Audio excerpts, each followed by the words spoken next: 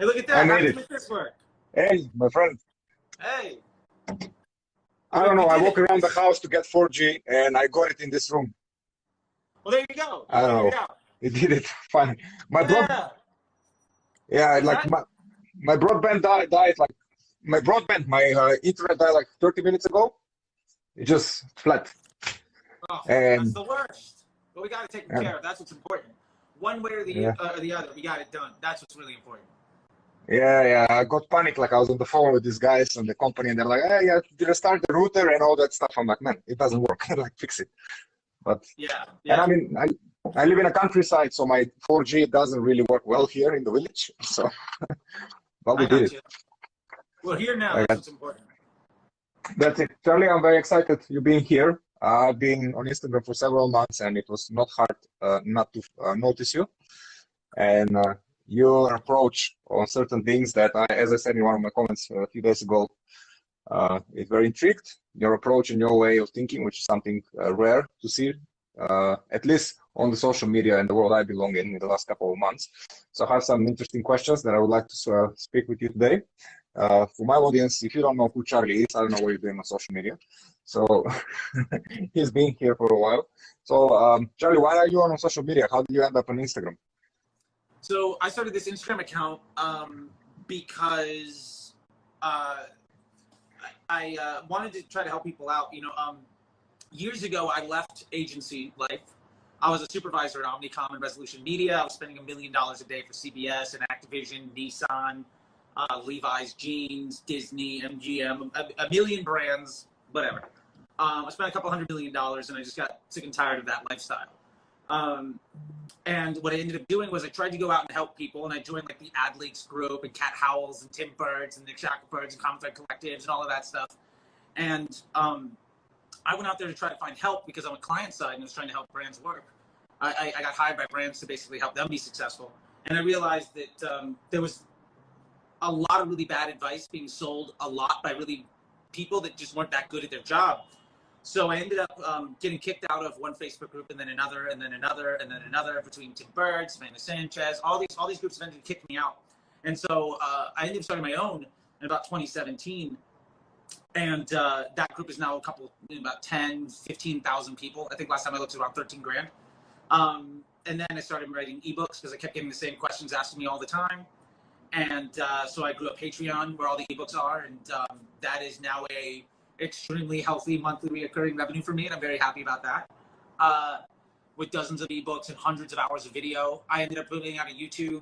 I got onto Twitter because I was working with the direct-to-consumer newsletter, the DTC newsletter people, and I did an interview with them. They said you need a Twitter account to promote this, so I did, and then that got to 5,000 people or something, and I got onto Clubhouse. And I got that to 10,000 people. And then I was like, screw it, I need an Instagram. And so I was like, now I'm here. And, I try to post 2-3 reels a day, 2-3 snapshots and tweets a day, a couple live videos.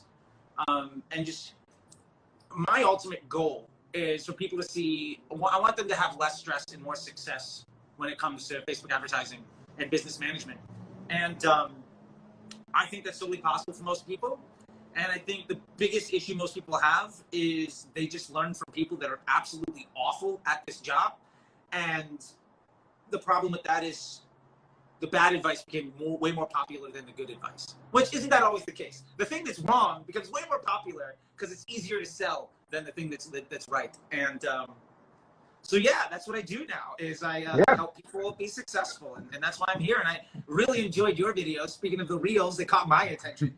And I think it was PCE Social or something. Maybe I saw your partnership with her, and I was like, Yeah. I like it. And so I did one with her. I was like, if he can do it, I can do it. And then I was like, all right, I'm going to follow this guy. And then I hopped into one of your lives, I think last week. I was like, bro, we should do this. And that's what brings us here. Yeah, I'm just half blind, and when people in your comments were appearing, I couldn't see because they go away, and then you just see them like blur. And I was like, oof, I can't read it. I'm not even that good in this life and stuff. I'm like, where is the question? And I'm like, okay. And then I want to find you, and I found you, and I realized I haven't answered your question months ago. But that's how the algorithm works, right? They don't show us what we want. That's right. That's how it works. So I'm very intrigued because your way of, especially the last week, I watched quite a lot of your content, and I was intrigued by the way. Oh yes, I did, because I was like, why this guy doesn't appear on my wall anymore? Because everybody's busy with work. I scroll the wall, and I remember now when I found you months ago, but since then you haven't appeared on my wall, So I was kind of forgot about it. I was like, why never watch this guy again? And your approach to the whole problem of Facebook ads, if I can call it a problem, is very interesting and very, as you said, different to what you call bad advice. So a lot of my followers and my friends, as I call my followers, friends on Instagram, are a lot of coaches and course creators and people who sell that. So the first very easy question for you is the way I usually start asking people is, why should every business, or why should not every business run ads, Facebook ads? Yeah, I think that's a great question. So my opinion of it is, Facebook at its core is a market research device that creates intent. If you have a business that is profitable and a business model that is successful, Facebook can be wildly helpful in amplifying the effects that you get. If you have a business that works, an investment in Facebook can massively scale you in a way that nobody else can. There has never been a tool created by humanity that does better at creating intent and doing market research than Facebook does. None more effectively, none more cheaply, and none with worldwide access. That being said, if you don't have a good business, spending money on Facebook won't save it. Exactly. So I think my primary focus to people when I'm trying to talk about why you should get on or get off or do it is, if you have a good business model, not spending on Facebook is probably a liability. If you don't have a good business model, no amount of money you spend on Facebook is going to make you rich. All you're doing is spending a lot of money to tell people you're not ready for their attention. And that's a bad investment. Yeah, that's very well said. I like the way you define that. Like, also when I speak with old people and stuff, I always put a lot of emphasis like on their business. Like, if you really need to improve your business and being profitable before you jump into the systems in place, there is so many things that actually convert people, especially if you're a creator and online course. Nobody's gonna come and junk all that money. Yeah. Because they saw you 3 seconds. You're not selling like pencil, And yeah. It just doesn't make sense. And the better your business is, the more money you can make after somebody clicks on your store, the less effective you need Facebook ads to be. Like, I took this brand, 310 Nutrition. They were an $8 million brand. In 2 years, we were at $95 million. When I started, they were spending about $5,000 to $8,000 a day to 2.5x ROAS on Facebook, 28-day click. When I finished, we were spending $30,000 a day at 0.8. My point there is, we got so good at the business model, we could lose money on Facebook, and that allowed us to 12x the business in the space of 2 years. And yes, yeah, it does say "so fucking zen" on this cup. It does. This is a coffee shop here in LA called Coffee Dose, and yeah, that's what it says. Yeah. Yeah, that's and I'm happy that they definitely shared that same opinion. Business first, and if you have a terrible business, Facebook amplify that as well. Show how terrible you are in a sky how to say light speed speed, right? You can show everybody this how bad these people are. Like, don't go there. Perfect. I used to have everything on the computer, but now I have a piece of paper, so I don't lose my questions because everything is in the other side of the house. So I wanted to ask you also. Should creators and coaches run Facebook ads? Because I entered this world 6 years ago as a fitness coach at that time, and that's how I started learning. And I started literally with $5 in my pocket, and I made 20,000 constant revenue monthly only thanks to Facebook ads and trying a few strategies. But I was coached for many years. I was very confident in my business. I was establishing the area, so Facebook just multiply and amplify that and show to more people. And my approach to the whole ads thing is like, you need to be, as you just said, good at what you do. You have to have a business that works before actually start running the ads, because when I tried in the beginning, I lost a lot of money because I didn't know what I'm doing.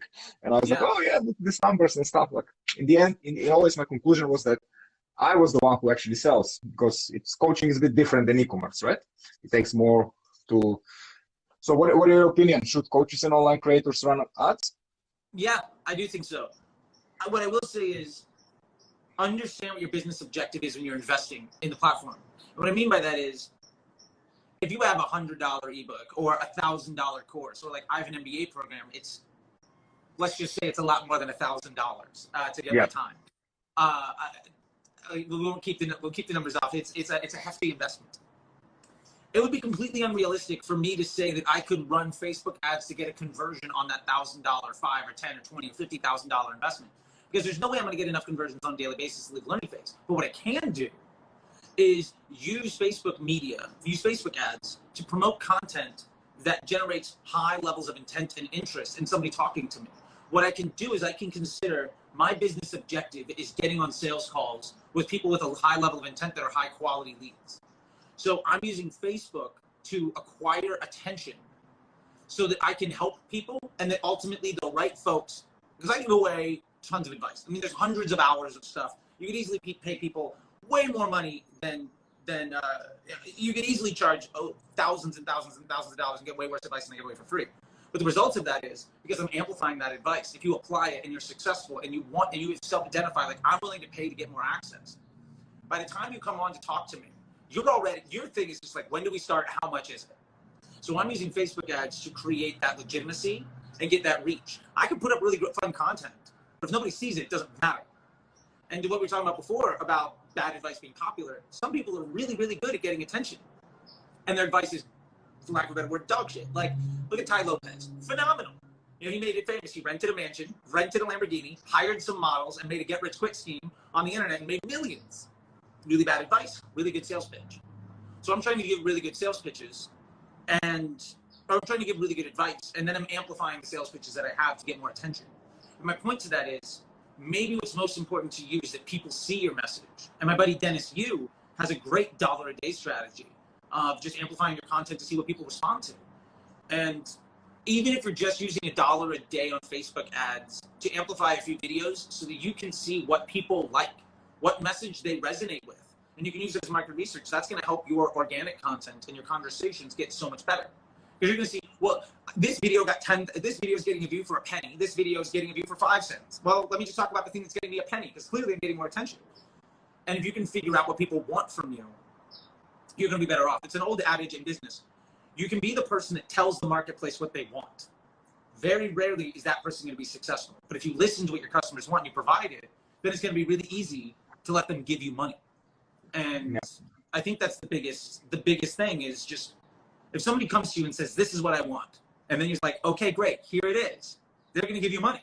So even at $1 a day, you can do that. And I personally run Facebook ads, and all my Facebook ads are, every time I post a video to YouTube, it automatically posts to a Facebook page that I have. And then me personally, I'm spending a bit more than $1 a day, but I'm just amplifying clicks to these YouTube videos. And then people go to my YouTube, they subscribe, they watch hours of it, that gets me organic reach on YouTube, and then people pile through hours and hours of content on YouTube and Instagram. And then my calendar is full. Like literally, I'm on calls like this, or sales calls or consulting calls. It's 8 o'clock in the morning here in LA until after 5 o'clock. And that costs me $5-10 a day. And I will easily have a 6-figure income from those conversations. Absolutely, which is warming up those people, give them more value, give them more reason why. By what I've done in the past and stuff like that, I think like in this kind of coaching world, and because that's most people are on Instagram watching us now, it takes 6 months somebody to make a decision, sometimes even more. Like I know I worked with people that I was following for years until I could afford them, you know. But if they didn't constantly appearing on my wall with their ads, I would forget them. Mm-hmm. So it's not, as you say, it's not like there are people that are gonna see your ads and they're gonna take action. But how many are really those? Even if it's $100 course, people will still. A lot of people are competing for that attention. So you need to really, really make sure you keep on appearing and giving a great content and warming up those people by showing them who you are and why you're the best at what you do, and not the rest. Because I suddenly end up like getting a lot of coaches and stuff asking me, how can you help me in this and that? And everybody's like, will the ads pay for themselves? I'm like, I know. Yeah. Wait, I cannot sell your course. You need to sell your course. I can drive people to you and you need to do your magic, right? Absolutely. The best thing you can do, the only thing a Facebook ad is responsible for is getting a customer in your store. After that is on you as a business owner to make that person want to pay, and you as a salesperson to close that deal. You have to think of Facebook as nothing other than a really fancy billboard or a television commercial. It will not do anything more than that. And its responsibility at its core is to just drive you the highest volume of people of the best quality you can. Your job is to get higher and higher quality people for more and more efficient rates or higher volume. That's it. Everything past that is asking Facebook to do something that is not its job. And if you ask somebody to do something that isn't their job, odds are they're going to fail, and it's going to be your fault when it happens. And I think that's a part of the responsibility and ownership of the space that a lot of people don't have, sadly. I think they've just been led astray. They think they can throw the money at Facebook and print money. Absolutely. And that's just not how it works. Yeah, and that's what the purpose of it in the end. I know I invested money, I lost money, but I knew since the beginning, I knew that the fault is mine. I knew it because I was like, didn't know exactly what I want, what I'm doing. I was just testing, doing stuff in a way that I shouldn't be doing until I learn things, and I'm still learning. But I never saw it as a sales. I was the one who sells my services. I was, as you say, I was driving people to trials, to talks. I was confident, and I was confident to throw $10,000 on ads because I knew that everybody coming through that door, I had 90% conversion rate when people come to talk to me, you know? So I was ready to put whatever Facebook asked me, but I never expected. And I tried to explain that to a lot of service-based businesses and stuff, that like, that's what we're supposed to do. And everybody's like, yes, but when is my return on investment? I'm like, people don't even know who you are, man. Yeah, and I'll say this. No business model is profitable on year 1 or 2. If you go to the bank and say, I've got a business model, give me a loan, I'm going to be profitable on week 2, they're going to laugh you out of the building. Also, when you want to capitalize on the attention that you have, like, I don't want to be profitable on the first week because I know if it takes me a week or a month or however much longer to get the money back from my investment, I know that return is going to be a lot more because I'm investing in a larger win. And the other side of that too is I think business models are really important. Like, one of the things that was super huge for me was making a Patreon. Like I said, that Patreon group, I can sell you an ebook for $50. Or I can make a Patreon where you get access to every ebook for $100 a month. Now, if I make a new ebook every 6 weeks or so, I can try to sell you on every single one of them. Or you can subscribe and get access to everything, which is a much better deal for you. For $100, you get access to every one of them. And if you stick around, you're going to see everything. I'll say this, I have dozens and dozens and dozens of people at different levels of my Patreon, and my smallest price is $100. And those people stick around for years. And I only had to sell them once. And I will gladly pay the $20 a day or whatever to, like, once a month get somebody. Because then, like, once a month I get somebody, and then the next month I get 2, and then 5 months later I'm getting 1 or 2 a day. And some people drop off and whatever, but business is about investment, right? And your opportunity. And I think one of the things people don't understand is your job as a media buyer, as a Facebook ads person, is to allow the business model to have the best chance to succeed. So most people don't succeed because the business model is bad. And then you're just kind of done. And the funny thing is, you can have if you have a really great business model, you can be terrible at Facebook ads and still make a lot of money. And a lot of the experts that I see in the space, a lot of the gurus and experts and agency owners have been like, I've been here for 10 years and everybody loves them because they're super nice. The reason they're successful is because they landed one amazing client who didn't need them like 10 years ago. And like, I say that is CBS didn't need me to be successful with $1 million a day I was spending. They're a national television chain. Nissan didn't care about the $1 million a week I was spending for them. They didn't care. They were making money regardless. They couldn't even point to me having any real impact on their business. But I can say I was very successful because I attached myself to those big brands. So that's just a bit of a thing there. But yeah, I think it's absolutely about the business model and about how you're trying to sell people. And I think one of the biggest issues that people have is in being profitable is don't try to make all your money on the first sale. Try to make all your money on that relationship.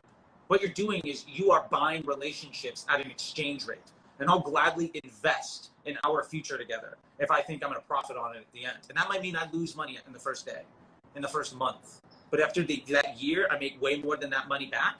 I'm great.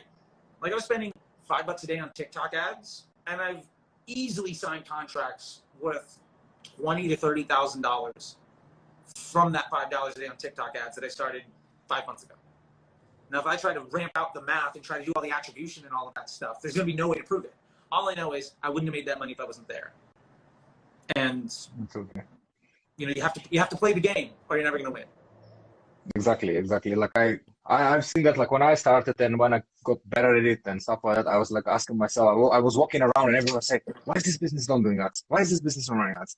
The guy come to my door giving me flyers. He says, you want to clean the windows for your house? And I'm like, mate, the person that pay you you to walk the houses today, it costs him $70 and $200 for the flyers. That's $250 that guy spent today. Like what you can do with $250 on Facebook? For sure, you can reach more houses than me, right? And Sure, of course. Like the whole world. Yeah, local businesses could easily benefit. And it's not to say that you shouldn't do the door-to-door stuff, but Oh, no. do them both. You can invest a little bit here and a little bit there, and you probably do a lot better than all of your eggs in one basket and all of that kind of fun stuff, right? Yeah, yeah. There's an old adage, ubiquity is legitimacy. If I see you everywhere, you're more legitimate to me. And if I hear your name all the time, I'm going to buy from you because you're top of mind when I have to make that decision. Like you're talking about, it might take 6 months. But if you forgot about somebody because you didn't see them, and all you have to do is make sure that when somebody wants to make that decision, you're the first thing that they go to do it. Exactly, exactly. Now I have a question a little bit more specific. You talk a lot about broad targeting. Okay, this is a topic you like to talk about in your videos. I do like to talk about it, yes. So, it is really a lot. Yeah. First, what is a broad audience? Sure. Because even for me, when I watch videos, I'm like, does he mean the whole world? Is he targeting the whole world? Because for me, broad can be several millions. Is it 300 millions? What Charlie thinks is a broad audience? Broad audience, by definition, from the Facebook engineering team that wrote the algorithm, is age, gender, and location. So you can say I want women in Europe over the age of 25. That's a broad audience.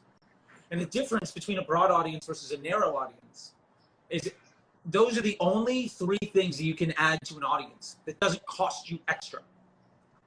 Back in the day when Facebook first started, Facebook was very clear saying, oh, you want to apply this interest group. It'll cost you an extra 20 cents on your CPM, or an extra 5, or an extra $1, or any one of these things. So if you stack 30 interest groups, you feel like you have a super broad audience. You do, but you're paying a tax for every little bit of customization that you have, right? Like you have a great wardrobe. Those are not necessarily, some of that my stuff might be custom. Custom costs extra. Also, so yeah, that's what a broad is. Broad is what is the cheapest audience that you can reach without having to pay extra to reach them. And knowing that every ad makes their own lookalike audience, how do you prevent Facebook from, how do you not prevent Facebook from being able to show the ad to the user that it thinks it wants to see it? And so how do you get out of the way? How do you save money by getting out of the way? And that's a big piece that I think most people don't understand because they just weren't in the game long enough to see the actual tax just line up. Of like, and that's back, CPMs used to be like $2-3. And it's like, if I want to attach this interest group, it's going to cost me an extra 10%. I don't want to do it. But that's back in the day, they used to tell you those exact numbers. Now they hide it, but that's still the way that Facebook works. Yeah. And when you create lookalike audience, that's for you, not obviously it's not a broad audience anymore, right? Because some lookalike audiences can go in 5, 10 million, 20 million people. Would you consider that as a broad audience? Like, let's say 5%, 10%, or you get charged extremely high? Let me put it this way. Broad audience doesn't have anything to do with the audience size. Broad audience is either broad or narrow. Either it is default or it's custom. So even if your lookalike is 100 million people, I don't know what that, you can get what they call super lookalikes. If you're whitelisted in Facebook, you do like worldwide super 20% lookalikes, and it's like 100 million people. Technically, it's like 200 million, which is insane. But that's still not a broad audience. You're still paying extra for that. What you're doing is you are paying a tax to say, we are going to use your data to collate users together. And for us to be able to provide you that limited inventory that is of a premium value, we're going to charge you extra. Okay, that's fantastic. So if anyone who starts today, they say, okay, they watch our video now and say, well, I want to go, I have $10 a day, I'm going to invest $10 a day in Facebook ads. What type of audience they should use? I would go broad. Figure out your age, your gender, and your location of your target audience. And I'll say this. I think there's a fundamental misunderstanding. People think that the audience does targeting. Like, oh, I'm going to target these people with my ads. Think of it more as the audience just basically, a targeting audience or a behavior group or an interest excludes everybody that doesn't fit in that little niche. But also remember that interest groups and behaviors and whatnot, it doesn't mean that somebody feels positively about something, and it doesn't include everybody about it. So let's say you love dogs and you hate cats, and you talk about it online all the time. I love dogs and I hate cats. Well, if you keep mentioning cats all the time, you're in the cat's interest group. So when I'm trying to sell cat food, I'm going to target you. generally speaking, 30 to 40% of any interest group is full of people that feel negatively about the topic of conversation. So when we're talking about the auction and the way that it works with your budget and your estimated action rate, where you want to show ads to good people, the people that respond positively to your advertising. If 30 to 40% of the people that you are paying extra to reach actually feel negatively about the thing you're trying to advertise, it's going to hurt you in the long run, because the other part of that equation is your page score. If Facebook sees you as half the people we're showing your ad to, or 30, 40% of them are leaving Facebook because we showed them your ad, or they're Xing out or leaving negative comments, you're going to have to pay more and more and more just to stay in business. So what I tell people is the ads do the targeting. Remember, Facebook, every ad is a web page.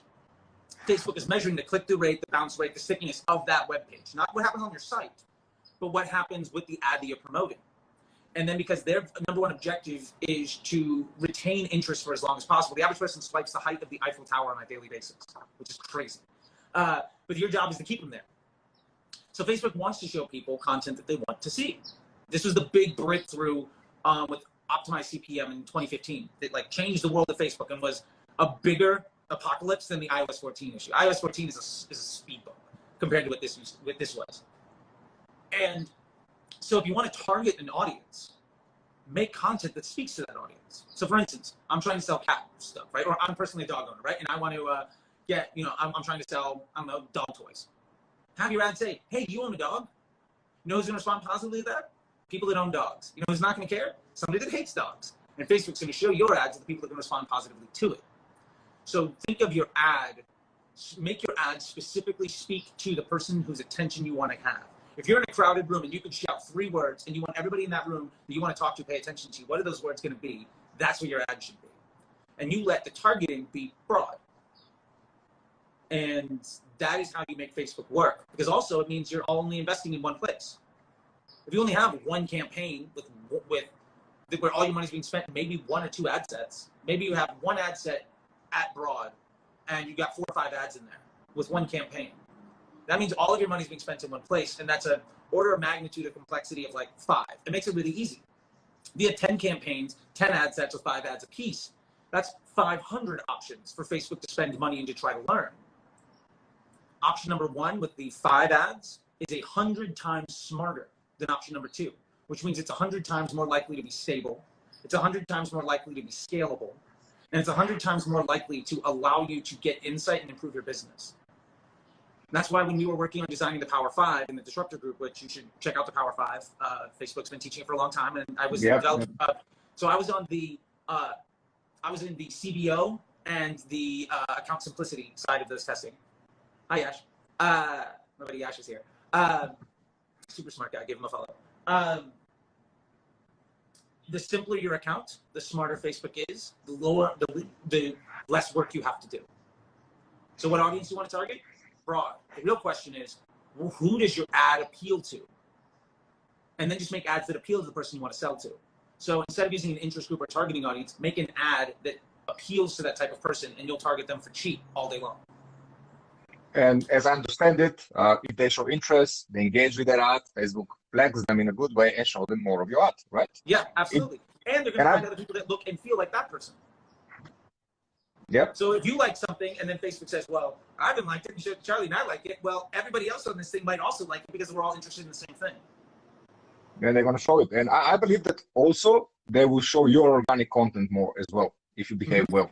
That's because it makes sense to me. If you have running ads that please Facebook idea of keeping people longer and giving them good content, and I believe that they push your organic content as well. Yeah. I mean, think of Facebook ads the same way as Instagram Reels. It's just one you're paying for and one you're not. Good content goes a long way.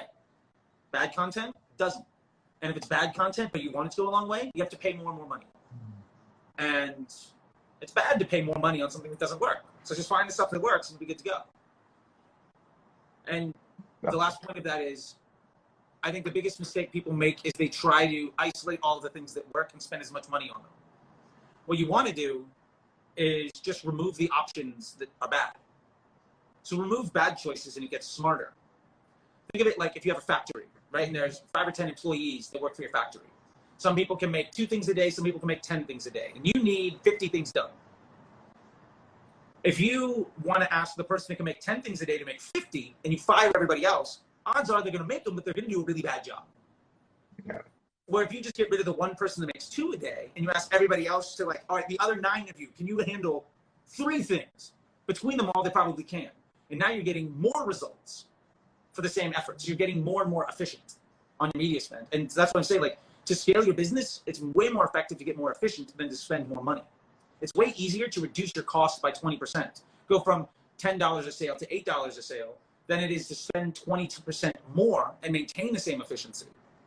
Also, spending more money at the same cost is worse for your business because there's added cost to all of that inventory. It's better to make more profit on the money that you're spending when you're looking at top line and bottom line growth for long-term business objectives. And that's the way I always look at Facebook ads as a business owner. And this is an employee that I have. I think of my ad sets as employees. My ads are sales pitches, and my campaigns are managers. And I only want to hire people that I want to be around in my business forever. So I don't launch 20 ad sets. If you launch 10 ad sets, you turn 5 of them off because you didn't make money in a week. Basically hired 10 people and then fired them all because they sucked the 3rd day on their job. That is a horrible way of running a business. You're never going to be successful if you fire everybody because they're not good at their job on day 3. You have to invest in their growth. You have to let them get smarter and more experienced. And remember that it is about an investment. What's most important is that you get a little bit better every week, a little bit better every month. You might not make money today, but if every month you're getting a little bit better, as the world burns and everybody that doesn't understand what happens gets worse and worse and worse, you're getting better and better and better. Maybe my target sale cost is $20, and on month 1 I'm at 25, and you're at 15 because you're working really hard.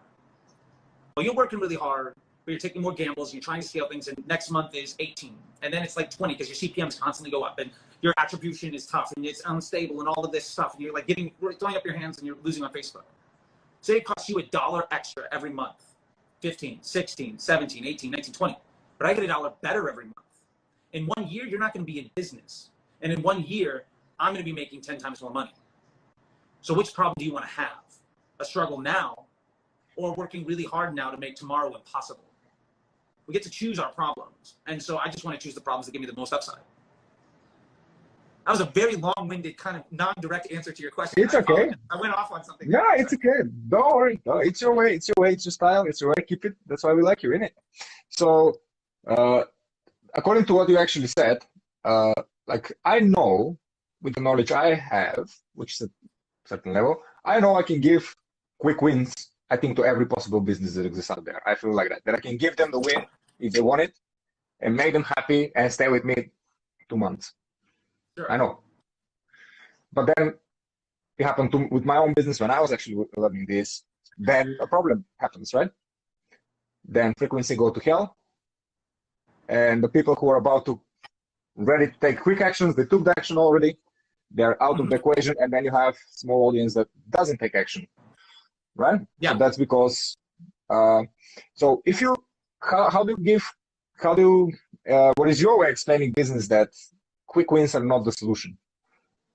Because people come and say, "I want to make money now. I want to hire you, make money." And here's my solution to them: is we can make some money now.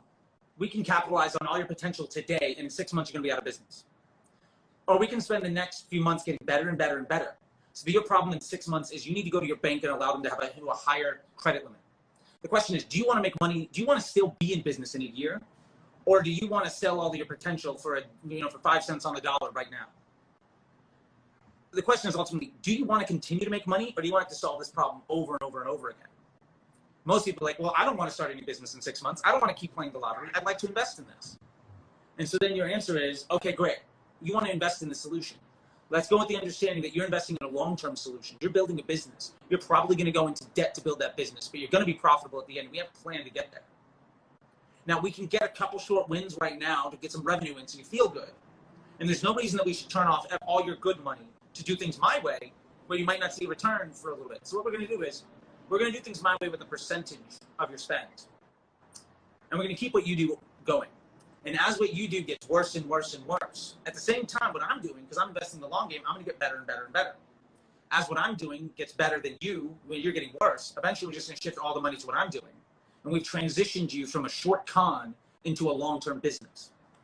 And that is generally the way that I take a lot of businesses. And it might take a month, it might take 3 or 6, depending on where they're at. But the point of it is, investing in a long-term solution takes time, but it doesn't mean you don't have to make money now. And if you change everything right away, that's probably the worst option, because you might be wrong on your testing. It might take you a month to figure out what you need to do, or a week to figure out what you need to do. And there's no reason to stop making money while you're trying to look for that solution. So generally my answer is, let's get the easy money today, but we're going to use that easy money. Instead of paying you, we're going to use that easy money to invest in your future. And when that investment does better than you can do without it, we'll shift our investment to a higher value asset. So we have higher confidence in the growth of our business. And a lot of my conversations with companies are, where are we investing our resources, and what is the confidence and the value of our assets? And how do we leverage that for the greatest opportunity?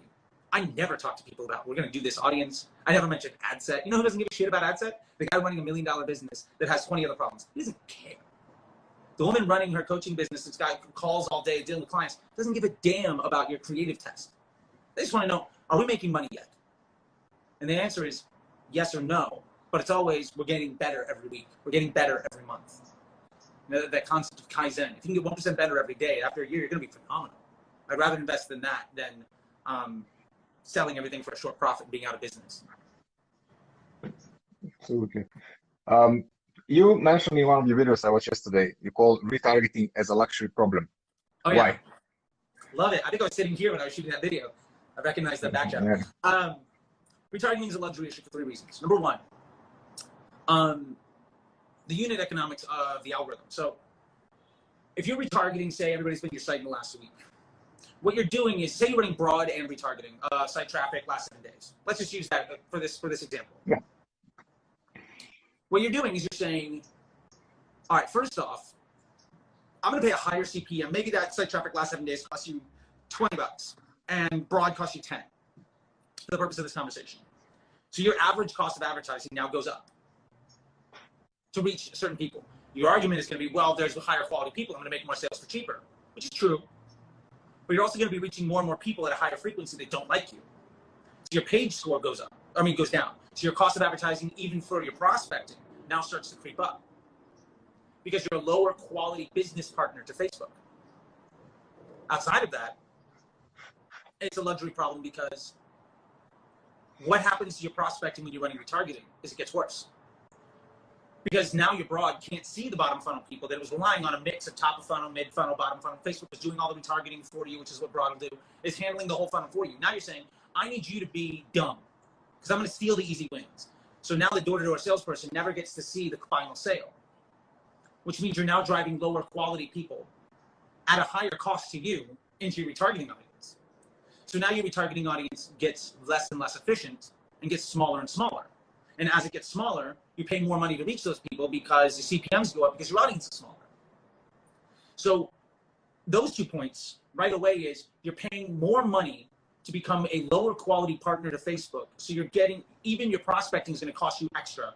And because your prospecting can't see quality people, you're retargeting worse and worse quality individuals at scale. Lastly, you have to solve, a lot of people make the mistake of trying to run a retargeting ad and a prospecting ad, where you're guessing what somebody's issue is, right? So let's say the problem is, let's say you're selling broccoli, and you're like, well, I can do it lowest cost. Well, if I'm 13, the reason I'm not buying broccoli isn't because it costs too much. It's because I don't want to eat my fucking vegetables. You've guessed the wrong reason, so now you've lost that sale entirely. And you've made a really bad experience for half the people, a third of the people. So not only did you guess wrong, but in order for you to even understand what those investments should be, you have to spend a lot of money. So now you have to test in prospecting and retargeting, where your targeting test has to guess what that person's objection is while you're making prospecting dumber and dumber and dumber. And do you have the budget to keep both out of the learning phase, plus test for creative for both, and figure out what those customers look like on your back end for your store? And the honest truth is maybe, but if you're not spending a couple $1,000s a day, the odds are probably no. And Facebook does the retargeting for you. Because your ads, Facebook's trying to show your ads to the people that are going to respond positively to them. Now, who's going to respond positively to your ads? Somebody that's never heard from you before? Or somebody that abandoned cart yesterday? There's a reason your frequency at broad is still not 1. It's like 1.1, 1.2, 1.3, something like that. And it's because it's doing retargeting for you. And the last thing that I'll say is, if you run broad and retargeting, what happens is that broad is going to try to remain consistent. Now, it was able to run top of funnel and it was able to run effectively because it saw top and bottom funnel people. And Facebook wants to deliver you a consistent result. Now, what happens when you chop off the bottom of that funnel and say you only get these folks? What happens is it starts to spend more money at the middle of the funnel because you took away the easy wins. So now in order to maintain consistency, if I take away all the easy wins, you're now going to stop taking bigger risks. You're going to play scared and just try to get the people that are kind of in the middle. So you're not even reaching more people anymore. So now your CPMs are going up because you'll be targeting individuals and you're hitting more people that aren't necessarily interested, and you're not bringing more people to your store. So while you're retargeting because you're like, okay, great, I'm getting a wonderful ROAS on this retargeting audience, you're actually tanking the future of your business. And you don't need to. And so for that reason, it's a luxury problem. Hey, look, I've run accounts where we do retargeting. I'm a big believer in retargeting. But until you figure out broad and you've stabilized it, you've understood what the limitations of your success there are, you probably don't have the money, the time, or the need to work on retargeting.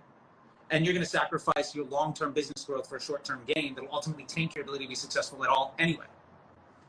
Because of that page score thing that we were talking about. So yeah, that's why I say retargeting is a luxury problem. And most people do it wrong. Like, if you are going to retarget with an upsell. Retarget with a different thing. But wait, there's more. Oh, you like this mug? Cool. You didn't buy it? Hey, look, I'm going to give you this mug plus 2 other ones and some coffee. But instead of charging $20, I'm going to charge you $100. Which do you want? Now my retargeting is offering you something different. I'm not beating you over the head with something you already told me no. I'm giving you an option to give you something else. But because I'm paying extra, I want to get more money from you. So I never retarget with a discount. That's the worst thing you could ever do. You retarget with an upsell. You try to overcome that objection with greater value. And that way, when I'm paying to reach you another 3, 4, 5, 10 times, instead of getting $20 from you, I'm getting 100. So that's okay for me. And because I'm retargeting you with the $100 offer, that broad audience that's selling the $20 offer doesn't get negatively impacted like we were just talking about. Because one's a $100 offer, one's a $20. So that $20 offer is still showing to everybody, but the people that are likely to respond to the 100 are seeing it in the retargeting audience. So it's incremental. And yeah, so retargeting is a luxury problem, and I think most people don't have the budget to afford it. Yeah, that's a very interesting way of explaining it, to be honest. Because there is a lot of people inside this world of social media that like are preaching retargeting heavily, and but when you don't have enough data anyway, right? Like, why would you start heavily retargeting? Most of us, wherever it starts, they don't have any data whatsoever. Like 5,000, 10,000 people come. So I actually spoke with Facebook yesterday, and I asked some questions that I saw on your account. Okay. I wanted to see what the lady on the other side of the phone will say. Love it. Just for the benefit of this life, right? I love it. So you're talking to Facebook marketing rep? Yeah, I think so. They call them like that. Okay, got you. So it's an entry-level employee salesperson that sees a script. Got it. I know what you're talking about. Yeah. No, absolutely. Just for the benefit of the viewers. So, different level of reps for different businesses. No, I think it's this basic people that basically, when I spoke with them, they basically say, "Wow, that's interesting strategy. That's very good strategy. You should definitely do that." And that was usually the conversation. But I still go on them, right? And I ask and say, "Hey, listen, there is this dude that says on internet, I saw it yesterday, and this dude says that everything you're just telling me now, like run video ads and then spend all your money on conversions, is bullshit, and that I should just go and spread the message and deliver value more." And she was like, "Yeah, maybe, yeah." I'm like, I'm like, so what's that? Oh yeah, keep going. Now it's like, okay, like you're here to give me advice, and basically your job is to increase my ad spend, right? Mm-hmm. That's why you're sitting on that phone. That's why you're in that chair. So if anyone runs ads and they know that you get actually posts from Facebook and stuff, which if you don't, you never get to them, even if your account gets off, right? Which is an interesting one. And I was like, okay, so this dude says, fuck all this retargeting and things like that. Go broad, spread your message, show what you're doing best, and the right people will bite, if I can say it like that, and they will get automatically retargeted. Like you said, like something I basically never seen before in any course or anything, talking about including your blueprint, right? I don't hear it. So, well, maybe I missed it because I don't know. I didn't pay attention. Well, I'll say this. It's not taught in Blueprint that way because Blueprint is trying to teach people how Facebook works. The issue is Facebook's view of it, and that salesperson's view of it, is to make Facebook look good. They want your Facebook numbers to be strong. If you're getting a 3x ROAS on Facebook, Facebook's gonna be happy. My response is you're not spending nearly enough money. Like if you're breaking even on Facebook, then you're doing good because you're making a lot of money behind it.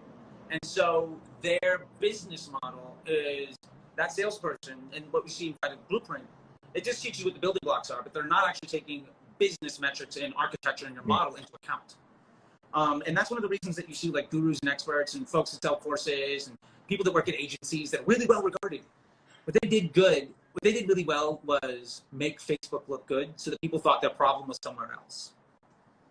The real issue was that Facebook looking good isn't necessarily good for your business. Like I said, I took a brand from 5,000 a day to 30,000 a day because we took their Facebook from 2.5 to 0.8, and they made way more money. So I don't even look at the results of Facebook, honestly. I don't look at the attribution. I don't care. It doesn't matter to me. What I'm trying to do is, I'm looking at week over week, am I getting more efficient? Am I solving better problems? And then as my business or my clients or students' businesses, are they improving because of this investment? If I do my best job to try to take care of the relationships that I have in the best way that I can take high level of confidence that I'm going to get the best result that I could from it. But if I try to maximize the value of that relationship and ignore the rest of my business, I'm going to suffer. And I have had people that I've worked with that nearly went out of business because we made Facebook look really good. We made Facebook go from a 2 to a 5. And what ended up happening is they almost went out of business because they weren't worried about the bigger picture. And so that is one of the big issues that I think people have. And those Facebook reps, the college graduate salesperson, has no idea about running your 7-figure business or how to get there. They've never solved that problem. Yeah. So they're only seeing what exists inside of their ecosystem. Yeah, we have a question from Way Happy. What does it mean to get more efficient week over week? Efficiency means I'm either acquiring new customers for cheaper or I'm acquiring customers at the same cost, but at a higher spend. So how do I make more profit every week? How do I reduce my advertising cost every week? How do I maintain it, but just increase my spend? Something along those lines. And I was talking with a student 2 days ago, and he was freaking out because he's like, man, my ROAS dropped from a 1.7 to 1.3. I was like, okay, well, let's look at your business. Well, you made $500 in profit 3 weeks ago. You made $2,000 in profit last week. You made less profit on every sale. We had way more customers. And Facebook didn't show you all the sales that you got. So what we're really doing is we're seeing what is the value of the investment that we're making. And if we can make that better and better, that's what efficiency is about. And so that's what I really try to drive people for, is think of your success as whatever success is, whatever you think success is for your business. Success as an advertiser is getting a little bit better at that thing every week or every month. And that's why my students and clients, this year was their best year ever, most of them. Last year was the best year they ever had before that. And the year before that was like it kept getting better. Even though iOS 14 happened and the world was ending. They stopped caring about what Facebook said their results were and just started looking at their overall business. And if you take care of that relationship, you're going to be successful. I get this question quite a lot. What is the most important metric when you're on the ads? Okay, answer. What do you think? What is the most important metric that people should measure when they spend money on paid advertising? I'll say this. There's a lot of channels where the only, not just Facebook, but a lot of channels where the only metric I look at is spend. I don't care about CPC. Cost per click, meaningless in Facebook. And what I mean by that is, maybe I can get a 50-cent cost per click on $5 and I get 10 people. But if I get a $1 cost per click on $100, well, I got twice as many people. Does it mean that they're better or worse quality? Who knows? But if you've ever done lead gen, one of the things you learn is the cheaper the lead, the worse the quality of the click. Not all clicks are created equal. Let's talk about click-through rate. Very common. People are like, I'm just trying to get the best click-through rate. I want the worst click-through rate. Because I want my content to be so good that it's shown to everybody. And if your ad is shown to 100 people and you get 5 clicks, you got 5% click-through rate. If my ad is shown to 1,000 people and I get 10 clicks, I got twice as much as you did for the same dollar. I'll take that lower click-through rate all day. Some people say, well, CPMs are the most important thing. CPMs are a good barometer of whether or not your ad is good, but I don't care about reaching the most amount of people for the cheapest if my conversion on that traffic isn't any good. The point is, all of these data points require context, and they're not actionable. You're not going to, you can't make a good decision because of that data point. So when I teach people about reporting, primarily what I look at is spend, conversions, and value. And then from there, I can extract how much did it cost for me to get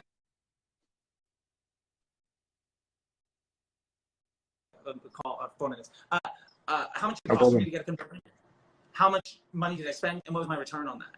And I think that's the most important thing. And then get everything out of the way that does the worst for you. And if you just are investing more and more of your money where you're doing better and better by removing the worst option, then over time you're just going to get better and better and better and better. And that's what's really important. It's just consistent improvement. And if you're running sales campaigns, your conversion is purchase, right? Or whatever, whatever it is that you need to do. So that's primarily what I look for, is efficiency by cost. Yeah, that's and in the end, it depends how much is the value of your clients, right? So if you get Sure. one click on, I don't know, 300,000 impressions and then brings you $1 million, what does it matter how many people click What does it that? matter? As you Absolutely. said, it's You have to have that the context. context. Exactly. You have to have the context. You have to know what are you selling. If your offer is $10,000, $20,000, you don't care if it's 0.5 or 1. But a lot of people, because they've done themselves and they come and they say, oh, well, but I want leads. I get people who say I want leads for $1 maximum. And I'm like, how did you come up with that number? Yeah. Sometimes I think, do I don't know anything, or maybe these people know more than me, but they want to work with me to run their ads, but they tell me I want $1 lead. And I'm like, and the service is how much? 5,000. I'm like, so you want to get for $1, somebody that's going to pay you 5,000. Yeah, so you don't have to go through 5,000 people to break even. Can you handle 5,000 sales calls? What if I got to 100, but they were way, way, way more qualified? Can you handle 100 sales calls? Like, what does success even look like? And that's how you back into those numbers. And sadly, most people don't get that. And that's why they're struggling. Yeah. And before you go, okay, if you need to go, just say, yeah? Well, let's do one more. And then I'll hop. A new person wants to start running an ads. They have the one advice, they have $5 or $10 a day. They're seeing these objectives, conversions, traffic, all this mess out there. And they're like, I don't know what to do. What would be your advice? Choose this objective, go for that, and focus on this. If you have $5 a day, odds are you can't invest enough in your business to use Facebook to drive a conversion objective. And so then what you're trying to do is run Facebook to get more awareness for your brand and more traffic to your site to amplify the value of what it is that you're doing. So I would go with the objective that is around awareness and traffic. So I would go to brand awareness and run a brand awareness campaign, targeting broad, make ads, and then remove the ad that has the worst brand lift or the highest cost per click. And just try to get better and better and better at making your audience want to see what you have to say. And that's going to make your phone ring. That's going to make people go to your site. That's going to get more people on your email list. And eventually you're going to get good enough at that and get enough money that you can go from $5 to $10 a day, or $100 a day, or $1,000 a day. And then maybe you can do other objectives that are more down the funnel. But if you only have a little bit of money, I think the number one thing is try to use Facebook to do market research and get attention, so you can monetize that attention. Otherwise, you're going to be spending money into something that ultimately won't deliver you any result. And the last part is, I'm totally fine with adding ads to the same ad set. I want to have evergreen efforts. So when I talk about removing bad choices or adding in good choices, I'll just turn off ads that don't work, and I'll make new ones that do. And I'll just let Facebook make the decision. But I want the simplest situation possible so that I have the highest opportunity for success. Okay, that was a good answer. So everybody have $5 or $10 to invest. Text Charlie if you didn't get Yeah, the and answer. also go to Dennis Yu. He will tell you all about $1 a day. My buddy Dennis, super brilliant guy. I am loosely copying what he's doing, and he's a lot better at it. So when you talk about wanting to do $1 a day strategy, Dennis Yu, he's the man. I'm just trying to bring some of his wisdom to this conversation. Oh, that's fantastic. So Charlie, I want to leave you and go and do your work. So thank you very much for live. I will DM you later and on a call. I have a few more questions for you. I love it. We can do this again too sometime, and try to make this work. Absolutely. Always open. Absolutely. Absolutely. I'm doing my purple room when my broadband is back. There you go. Get that 4G going, the 5G, the broadband. I love it. The megabits. Yeah, the disco. No disco in this room. I have to get going. I really, really appreciate it. Thank you so much. And I'll talk to you You're more than welcome, brother. Thank you, everybody, for being here, and see you again. Sorry for not answering all the questions, but no problem. bye. Anytime. See you.